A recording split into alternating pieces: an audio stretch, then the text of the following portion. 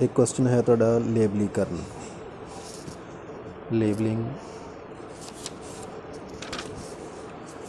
लेबलीकरण से या लेबलिंग, इसका क्या मतलब है। लेबलिंग जैसे हम किसी का नाम रख लेते हैं, कोई लेबल कर देना किसी चीज़ को। तो आम तौर पर देखें, जैसे दुकान है, दुकान में कुछ सामान पड़ा है तो उसकी लेबलिंग करना, डिब्बों पे के ऊपर लिख के कुछ रखना, वो एक पहचान मात्र के लिए होता है।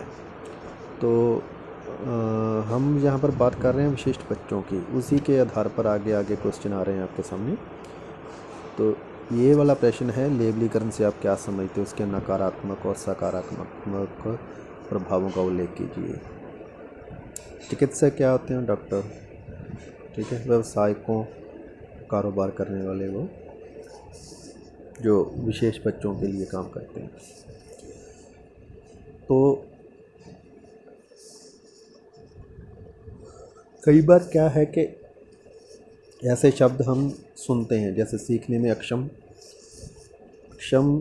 शब्द काबिल ना होना, गंभीर रूप से मंदबुद्धि, सवलीन अपने आप में लीन रहना,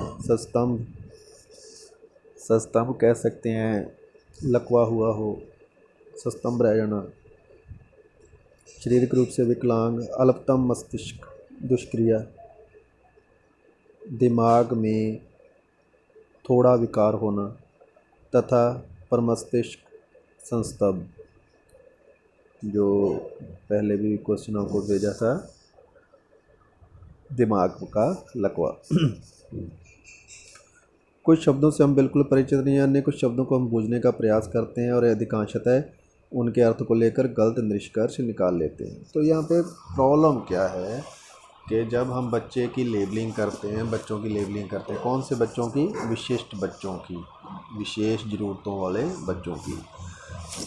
तो उनकी जब हम लेबलिंग करते हैं, कुछ बच्चे उनमें से ऐसे होंगे जिनके शरीर में विकार है, शरीर की कमी है, कोई उनमें किसी अंग की कमी है। कई बच्चे ऐसे होंगे जिनकी मानसिक समस्या है, कोई दिमाग से संबंधित कोई प्रॉब्लम है, वो जन्मजात भी हो सकती है, जन्म के बाद भी हो सकती है किसी दुर्घटनावश। तो ये चीज़ें जो हैं, उनके आधार पर हम बच्चों की लेबलिंग करके रख लेते हैं कि हाँ, ये वाला बच्चा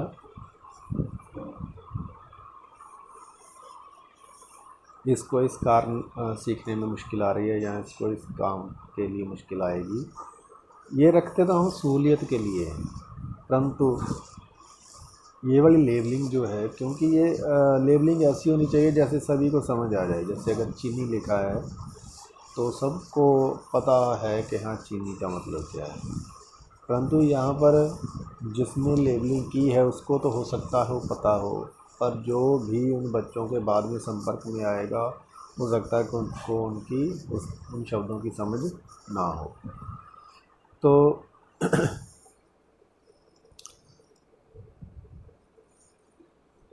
अब है क्या कि दोनों चीज़ें, दोनों प्रभाव हैं, नेगेटिव भी हैं और पॉजिटिव भी हैं।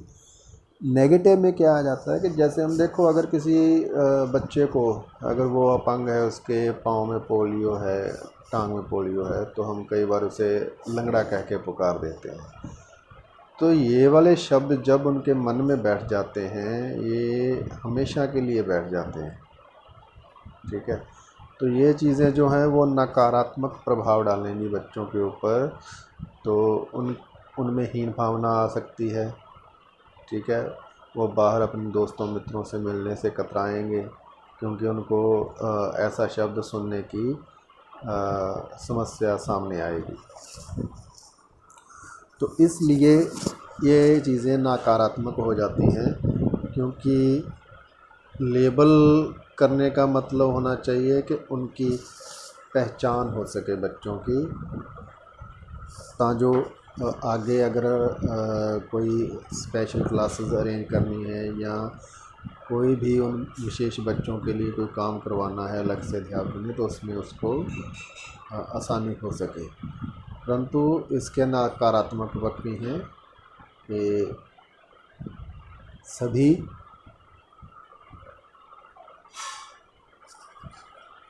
सभी लोग इन शब्दों से परिचित नहीं होते, इनकी परिभाषाओं से, या ऐसे शब्द नहीं हैं ये कि सभी को एक जैसी चीज़ समझ आए।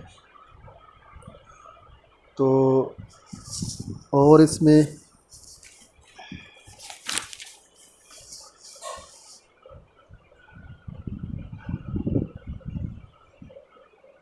बाकी आप अगर पढ़ लोगे तो इसमें कोई आपको दिक्कत महसूस नहीं होगी ज़्यादा।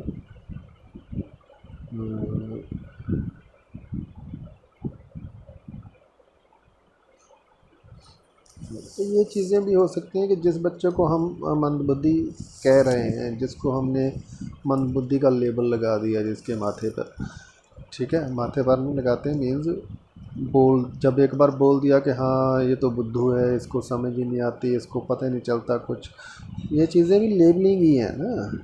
क्योंकि कक्षा में एक बार बच्चे को जो बोल दिया गया तो वो तो सारे स्कूल में, सारे जो भी हमारा आस पड़ोस है वहाँ तक बात पहुँच जाती है। तो ये चीज़ें हैं नकारात्मक। जो बच्चा, अगर किसी बच्चे को मंदबुद्धि बोल दिया या मंदबुद्धि लेबलिंग के अंतर्गत रखा गया है, परंतु हो सकता है कि वो कक्षा के काम करने में आपको लगे कि मंदबुद्धि है, वहाँ पर वो अपनी परफॉर्मेंस अच्छी ना दे सकता हो, परंतु घर में जाके या कहीं भी और अपने दोस्तों के साथ खेलते उसमें कोई और प्रतिभा हो सकती है, ठीक है। तो ये इसके नकारात्मक पक्ष हैं। सकारात्मक में क्या आ जाएगा कि लेबलिंग करने से, लेबलिंग पर होनी कहाँ पे चाहिए, जहाँ पे सभी लोगों को इन चीज़ों की पहचान हो, कि उन लोगों को पता हो कि जिन शब्दों से हम लेबलिंग कर रहे हैं तो उन शब्दों की जो आसपास में लोग रहते हैं उनमें भी जानकारी होनी चाहिए कि हाँ इन्होंने ये सब्ज़ी बनाई है या इन्होंने ये काम किया है।